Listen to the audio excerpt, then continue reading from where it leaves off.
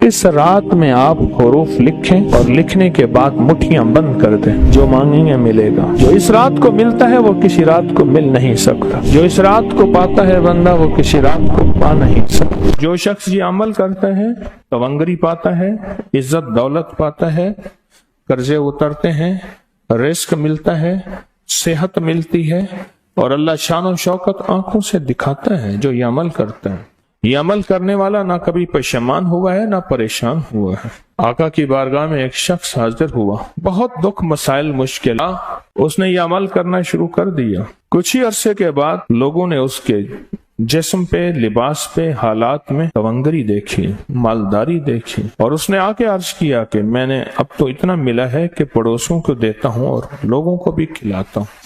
और पहले आलम यह था कि मेरे पास फक्र, फाका, गुर्बत और तंगदस्ती थी।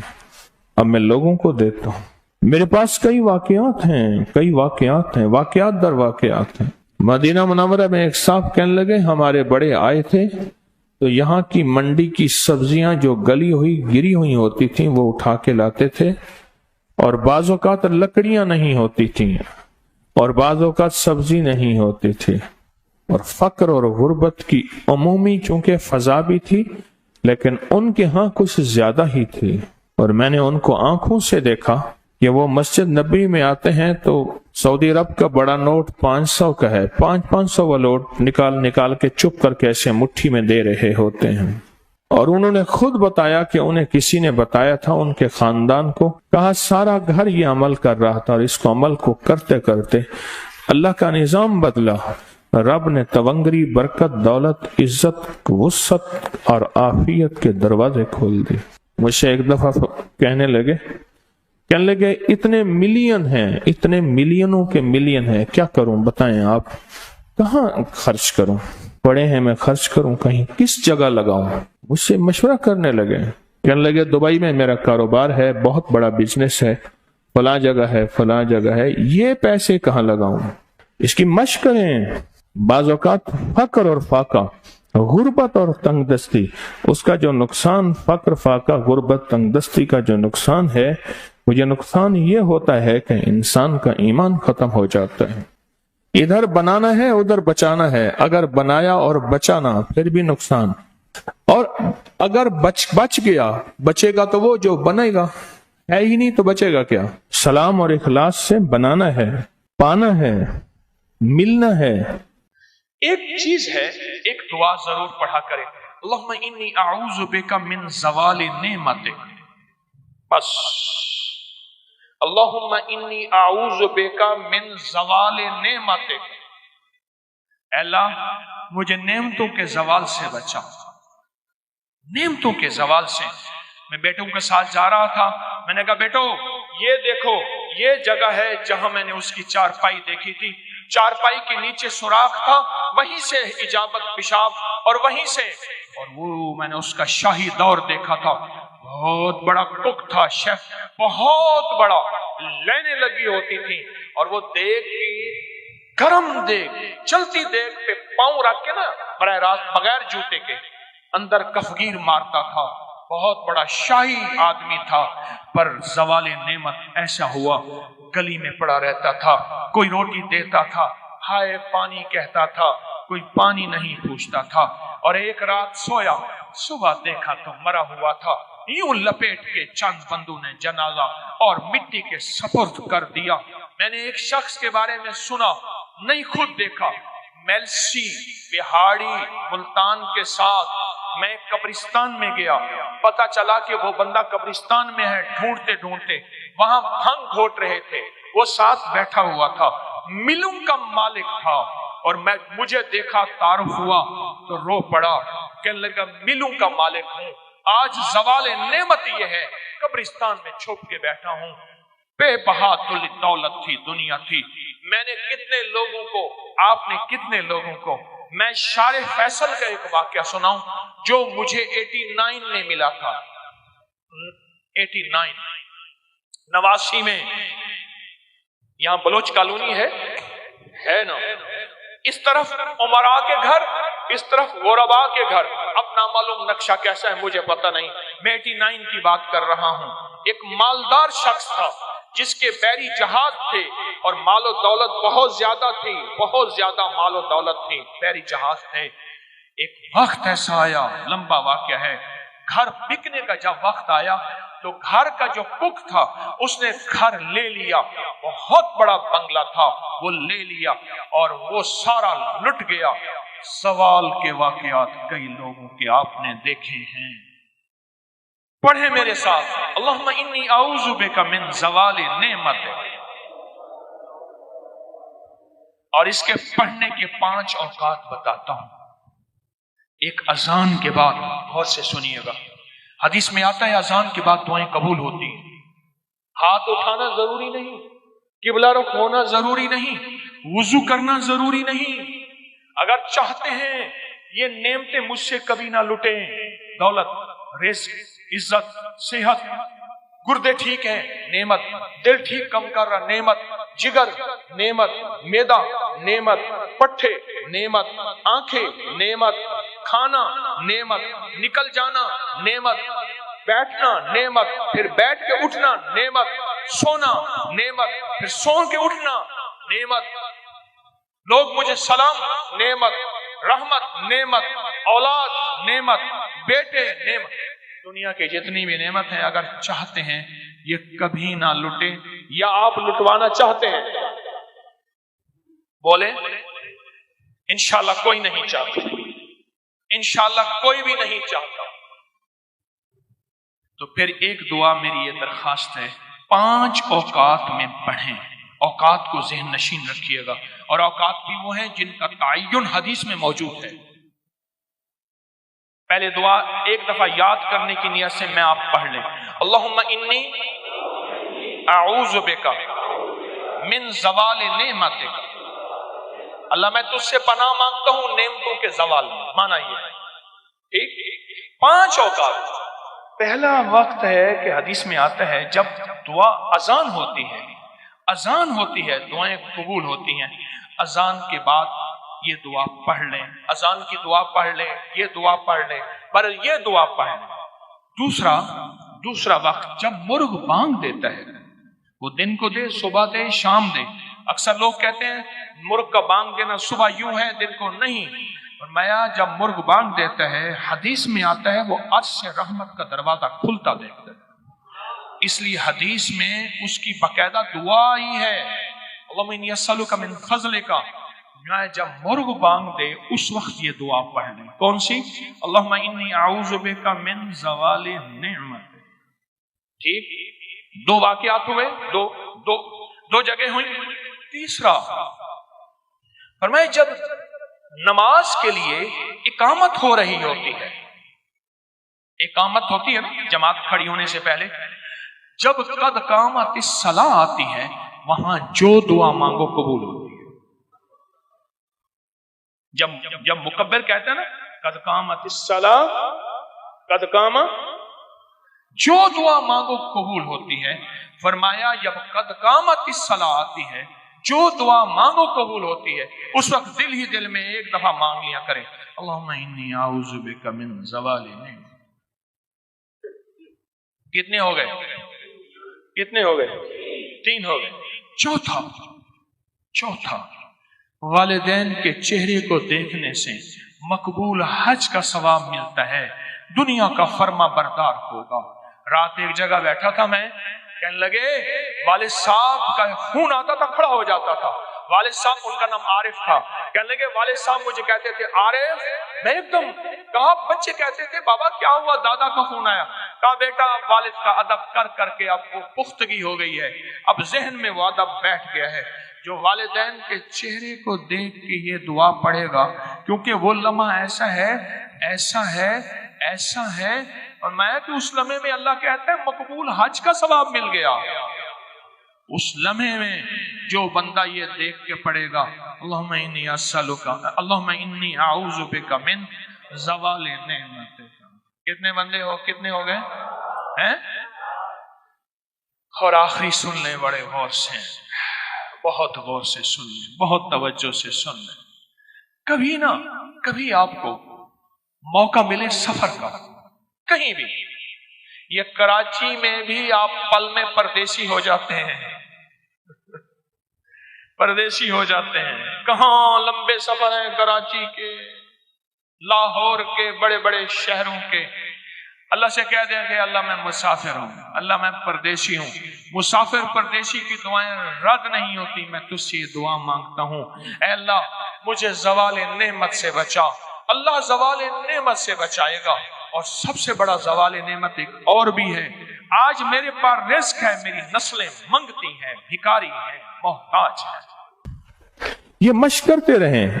एक फायदा ये होगा, मश्क हो जाएगी। दूसरा फायदा ये होगा, अल्लाह जज्बों और तसव्वुर और ख्यालों और सोचों के मुताबिक फैसला करता है। मेरे बंदे, मैं तुम्हारे साथ तुम्हारे गुमानों के मुताबिक फैसले करता हूँ।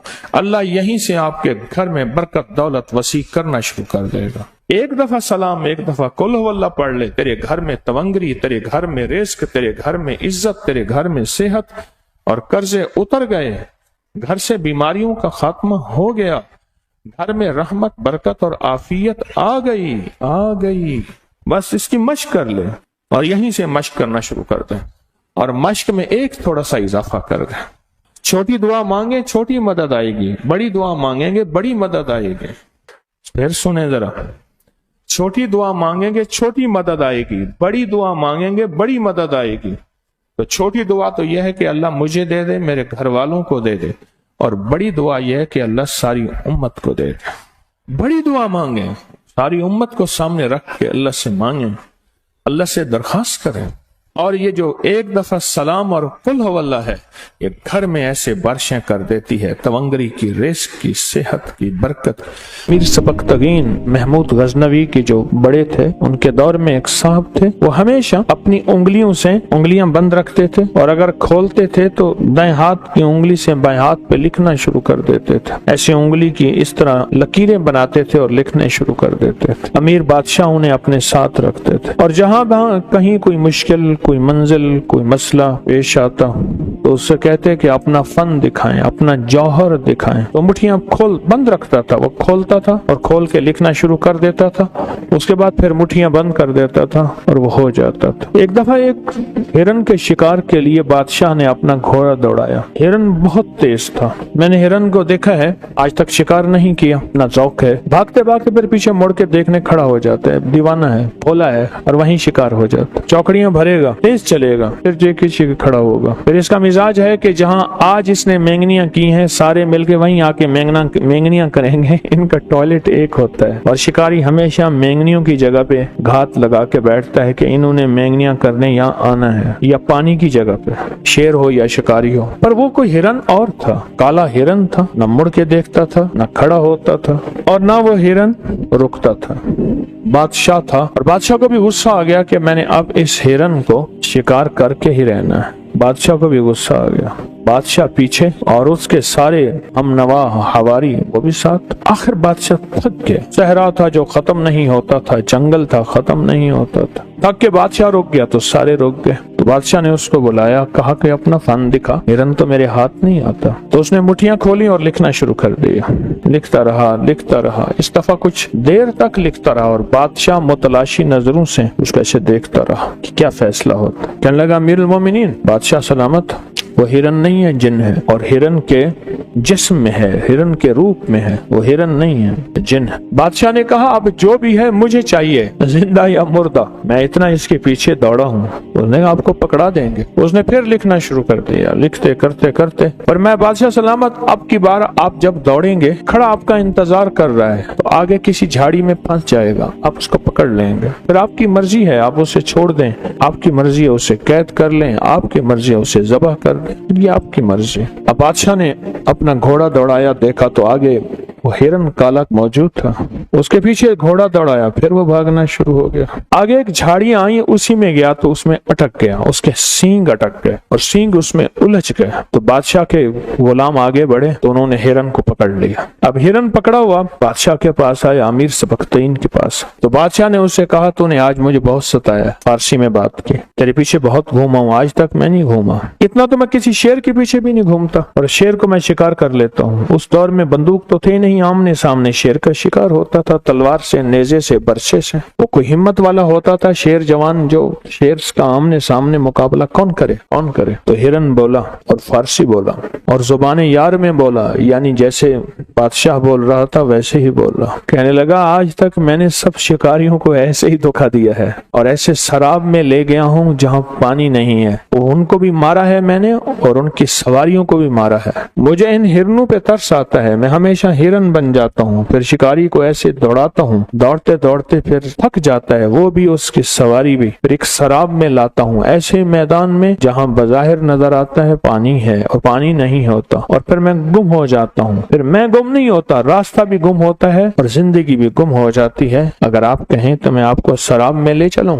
बादशाह ने कहा, तू दौड़ जाएगा। तो अब मैं बंधा हूँ, अब नहीं दौड़ सकता। बादशाह ने ना उस आमिल को देखा जो उनके साथ था, उसने कहा, इसको छोड़ दें आप, बादशाह सलामत है, ये कभी नहीं दौड़ सकता। अब हिरन पीछे और बादशाह आगे, और हिरन बादशाह के घोड़े की रफ्तार चल रहा था, कभी आगे हो जाता, कभी पीछे हो जाता। बहुत देर तक चलते चलते एक ऐसी वादी में पहुंचा जहां हर तरफ इंसानी हड्डियां और जानवरों की हड्डियां थी।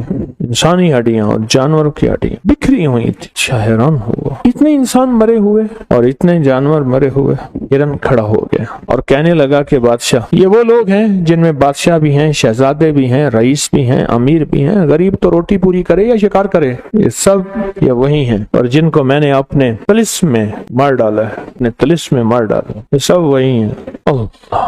बादशाह के आंसू आ गए और अचानक वाकया याद आया कि मेरी तीसरी नस्ल पीछे एक शहजादा था कि वो भी सुना था कि इसी तरह आया था जंगल में। तो ये सोच ही रहा था तो हिरन बोला, बादशाह वो भी मैंने मारा था, उसका नाम ये था, उसकी शक्ल ये थी, उसके बाप का, हाँ बिल्कुल बिल्कुल वही, कहा वो भी मैंने मारा था। बादशाह को एकदम गुस्सा आया कि तूने मेरी नस्लों को खत्म किया। तो वो बादशाह के गुस्से को उसने पढ़ लिया। कहने लगा, बादशाह आपके अख्तियार में हूँ, मुझे कैद करें, मुझे ज़बह करें, मुझे छोड़ दें, मुझे मारे, लेकिन मेरे अंदर भी एक दर्द और हमदर्दी है। मैं भी एक दर्द और हमदर्दी के तौर पे ये सब करता हूँ। अगर आप मेरी हमदर्दी को सामने रखेंगे तो मुझे माफ कर देंगे, और मेरी हमदर्दी को सामने नहीं रखेंगे तो मुझे कत्ल कर देंगे, तीर और तलवार का निशाना बनाए। बादशाह को एकदम गुस्सा ठंडा हो गया। बादशाह वहां से वापस चला, सोचने लगा इस हिरन का क्या करूं। उससे पूछा, जो 7 आमिल, हमेशा याद रखिएगा पुराने दौर के बादशाह एक मजाहिया आदमी साथ रखते थे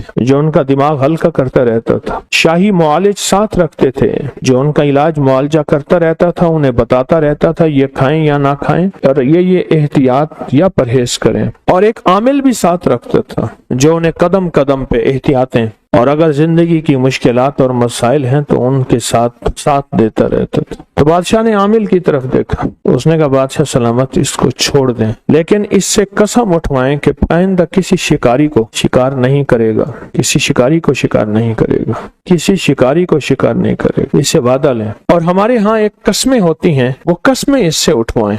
बादशाह कहने लगा, ये तो कातिल है, मैं चाहता हूँ इसको कैद करूं और इसको कत्ल करूं। आमिल कहने लगा, बादशाह सलामत, आप इसको कत्ल न करें, एक बहुत बड़े कबीले से इसका ताल्लुक है, ये कत्ल हो जाएगा, लेकिन कबीला इसका आपसे नहीं आपकी नस्लों से इंतकाम लेगा, आपसे भी लेगा और आपकी नस्ल दर नस्ल इंतकाम लेगा, इसको छोड़ दें, बस अहद पैमान ले लें। तो वो आमिल बताता गया, बादशाह उससे अहद पैमान लेता गया। जब अहद पैमान ले लिया तो बादशाह ने उससे पूछा, तुझे किस चीज ने घेरा, तुझे किस चीज ने जकड़ा, क्या आज तक जिंदगी में तो किसी के नरगे में आया? कहा, 2100 साल मेरी जिंदगी है और मैंने सारी जिंदगी लोगों को मारा है, लेकिन सिर्फ शिकारियों को और किसी को नहीं। मुझे दुख होता है कि इन जिंदा जिस्मों को ये शिकार क्यों करते हैं, क्या इनके पास खाने को नहीं है? अगर ना हो तो फिर तो और बात है, इनके पास तो खाने को सब कुछ है। 2100 साल आज तक कोई बंदा मुझे न गिरफ्तार कर सका, न पकड़ सका, न मैं किसी के नरगे में आया। ये झाड़ियां मुझे पकड़े, मैं खुद हैरान हूँ, ये झाड़ियां नहीं थी, कोई ताकतवर दुनिया थी जिसने मुझे पांव से भी जकड़ लिया और सींगों से भी जकड़ लिया। तो उससे पूछा, तूने क्या पढ़ा था? उसने कहा, बादशाह सलामत, मैंने सारी जिंदगी हुरूफ तहज्जी पे जान मारी है और हुरूफ तहज्जी पे मेहनत की है और हुरूफ तहज्जी को अपनी जिंदगी का साथी बनाया है। अपने सांसों में मैंने हुरूफ को रचाया है, बसाया है और इसको एतमाद से पढ़ा भी है, लिखा भी है। मैंने उंगली पे हमेशा हुरूफ तहज्जी अलिफ से लेकर या तक लिखता हूँ और फिर लिखता हूँ और फिर लिखता हूँ और फिर लिखता हूँ। शहादत की उंगली मेरी कलम ہوتی ہے اور دوسرا ہاتھ میری تختی ہوتی ہے اور میں قلم اور تختی سے لکھتا چلا جاتا ہوں اور حروف تہجی کو اپنی جان اپنی زندگی سے زیادہ عزیز سمجھتا ہوں، اور یہ حروف تہجی کا رزلٹ ہے جس نے اس کو جکڑ دیا۔ بادشاہ نے اس سے پوچھا کہ یہ صحیح کہتا ہے؟ کہاں بالکل ٹھیک کہتا ہے۔ اور اس نے کہا کہ بادشاہ سلامت اس سے کہیں اپنے ہاتھ پہ حروف تہجی لکھ کے آپ کی آنکھوں پہ پھیرے، پردے سارے ہٹ جائیں گے۔ اس نے ہاتھ پہ حروف تہجی لکھی اور بادشاہ کی آنکھوں پہ ایسے پھیر دی، ایک دم پردے ہٹے۔ بادشاہ نے دیکھا تم یہاں میں کھڑا ہوں، اس کے دائیں بائیں زمین کے نیچے خزانے ہیں، موتی، لال، جواہر، یاقوت، مرجان، زمرد، سونا، چاندی، ہیرے خزانے ہیں۔ اور دیکھا تو سامنے ہرن نہیں تھا، ایک کالا پہاڑ تھا اور ایک کالا وجود تھا، اس کے جسم پہ لمبے لمبے بال تھے اور اس جسم سے سخت بدبو آ رہی تھی، اور اس کا اوپر جا کے خوفناک جسم تھا۔ اور بادشاہ نے ایک دم چیخ ماری اور بے ہوش ہو گیا۔ جب ہوش آیا تو وہ معالج تھا۔ اس نے کہا بادشاہ سلامت، جان کی امان پاؤں تو آج تک اس لیے میں نے آپ کے چہرے پہ آنکھوں پہ یہ ہاتھ نہیں پھیرا، کیوں؟ ایسی دنیا ایسی کائنات نظر آتی ہے جو انسان سے برداشت نہیں ہو سکتی، ایسی کائنات نظر آتی۔ اور کہا ہوش کیسے آیا؟ کہا یہی ہاتھ میں نے آپ لکھ کے حروف تہجی کا آپ کے جسم پہ، سر پہ، بدن پہ پھیرا، یہ سب آپ کے سامنے گواہ ہیں، آپ کے غلام اور خدام، اور آپ کے جسم میں ہوش آ گیا۔ اور فرمایا ہرن، اور میں آپ نے اسے عہد و پیمان دیا تھا، میں نے اس کو آزاد کر دیا، اب اس کا ہمارے قریب رہنا نہ مناسب تھا نہ ہماری ضرورت۔ امیر سبکتین نے کہا کہ مجھے بھی حروف تہجی سکھاؤ، حروف تہجی سکھاؤ، اور میں بھی حروف تہجی سے الف با سے لے کر یا تک اس سے فیض پانا چاہتا ہوں اور اس سے خیر پانا چاہتا ہوں اور حروف تہجی کی برکتیں لینا چاہتا ہوں۔ تو اس نے روزانہ اس کو سکھانا شروع کر دیا۔ امیر نے کہا میں یہ چاہتا ہوں اس حروف تہجی کی برکت سے میری حکومت بنے، میری نسلوں میں بڑے بڑے بادشاہ آئیں، میرا تخت بلند ہو، میرا تاج بلند ہو، میرا بخت بلند ہو، میں یہ چاہتا ہوں۔ تو اس نے حروف تہجی سے یہ سب کچھ لکھنا شروع کر دیا، لکھتا رہا کئی عرصہ تک حروف تہجی پہ محنت کرتا رہا، سال ہر سال محنت کی۔ محنت کرنے کے بعد ایک دفعہ اس عامل نے کہا کہ بادشاہ آپ حروف تہجی کے عامل بن چکے ہیں، فلاں رات آ رہی ہے، فلاں رات اتوار کی شام جب مغرب ختم ہو جائے، اتوار کا دن گزرے، شام ہو، مغرب ختم ہو جائے، پیر کی صبح ہونا شروع ہو جاتی ہے، وہ رات ہو جاتی ہے جس کی صبح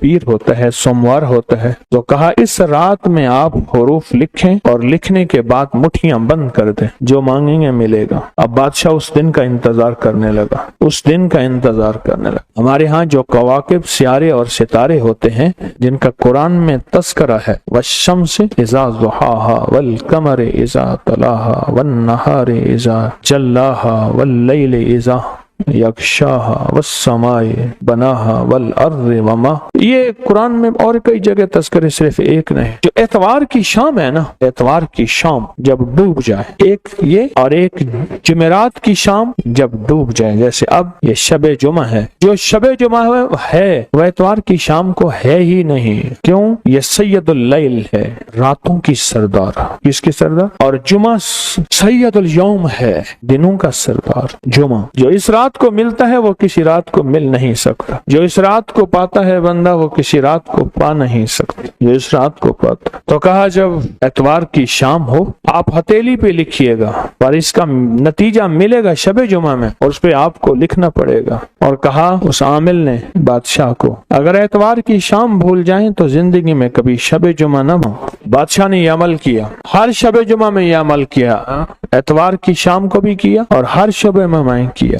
11 اتوار کی شامیں اور 11 شب جمعہ میں ہتھیلی پہ عمل لکھتا رہا اور کرتا رہا۔ ایک دفعہ خواب میں دیکھا کہ میرے سر کی چوٹی سے ایک پرندہ نکلا، چھوٹا سا، جو مکھی کے، شہد کی مکھی کے برابر، جو اوپر جا رہا ہے، جو بڑا ہو رہا ہے، اور اس کا سایہ ہے بہت بڑا، بہت وسیع، اتنا وسیع سایہ، تا حد نظر اس کے پر پھیل گئے، اس کا سایہ پھیل گئے۔ خواب دیکھا، حیران ہوا، سمجھ نہ آئی یہ کیا ہے۔ معبر تعبیر دینے والے بھی درباروں میں ہوتے تھے بادشاہوں کے ہاں، تو ایک معتبر، اعتبار والا تعبیر والا بھیجا، تعبیر والا بندہ کو بھیجا، یہ خواب دیکھا۔ اسے کہا میرا نام نہ لینا۔ اس تعبیر والے بندے نے دیکھا، اس نے کہا یہ خواب تو نہیں دیکھ سکتا، کوئی بادشاہ دیکھ، سچ بتا۔